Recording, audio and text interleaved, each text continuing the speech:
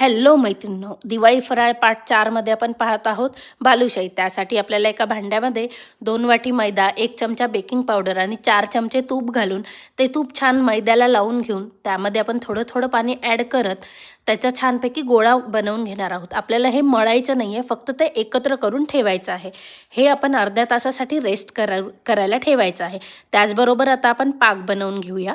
त्यासाठी आपण 2 वाटी साखर, 1 वाटी पाणी 4-5 मिनिट उकळी आल्यानंतर त्यामध्ये खायचा कलर, वेलदोडे आणि 4-5 थेंब लिंबाचे रसाचे घालायचे आहेत। आपला पाक तयार झालेला आहे।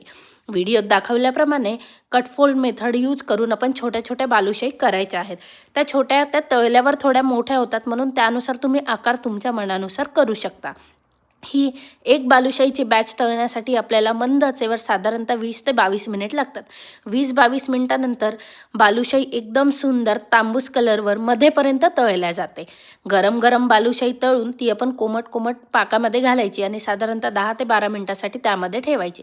10 ते 12 मिनिटातच पाक एकदम मध्येपर्यंत जातो। ही रेसिपी तुम्ही नक्की ट्राय करा आणि अशा छान छान रेसिपीज पाहण्यासाठी या चॅनलला लाईक करा, शेअर करा, सबस्क्राईब करा। धन्यवाद।